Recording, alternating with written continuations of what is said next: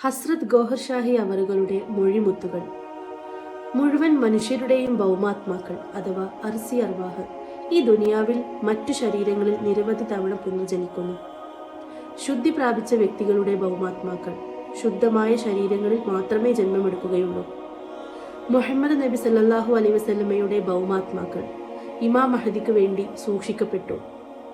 മുഹമ്മദ് നബി സല്ലല്ലാഹു അലൈഹി വസല്ലമയുടെ കൈകൾ, കാലുകൾ തുടങ്ങിയ പ്രത്യേക ശരീരഭാഗങ്ങളെ ആമിന ബീവിയുടെ രത്നം എന്ന് വിളിക്കാൻ സാധിക്കുന്നത് പോലെ പ്രവാചക തിരുമേനി സല്ലല്ലാഹു അലൈഹി വസല്ലമയുടെ ഉപരിലോക ആത്മാവിന്റെ പ്രത്യേക ഭാഗത്തെ ആമിന ബീവിയുടെ രത്നം എന്നും അബ്ദുള്ളയുടെ മകൻ എന്നും വിളിക്കാൻ സാധിക്കും. അഹ്ലുൽ ബൈത്തിന്റെ ആത്മാക്കളും അഥവാ പുനർജന്മത്തിനു ശേഷമുള്ള മറ്റു ശരീരങ്ങളിൽ അഹ്ലുൽ ബൈത്തിൽ ഉൾപ്പെടുന്നതാണ്. ഒരു പ്രധാന വസ്തുത, മഹ്ദി ഹിദായത്ത് നൽകുന്നവൻ, മെഹദി ചന്ദ്രനിലുള്ളവൻ.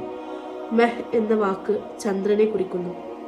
മെഹ്നാസ്, മെഹ്താബ് എന്നീ പേരുകളിൽ വന്നിട്ടുള്ളതുപോലെ മെഹ്നാസ് എന്നാൽ ചന്ദ്രന്റെ അഭിമാനമെന്നും മെഹ്താബ് എന്നാൽ ചന്ദ്രന്റെ പ്രകാശം എന്നുമാണ് അർത്ഥം. ഹസ്രത്ത് റിയാസ് അഹമ്മദ് ഗോഹർ ഷാഹി അവറുകളുടെ ദീനിലാഹി എന്ന ഈ ദിവ്യഗ്രന്ഥം ലഭിക്കാൻ സ്ക്രീനിൽ കാണുന്ന നമ്പറിൽ കോൺടാക്ട് ചെയ്യുക.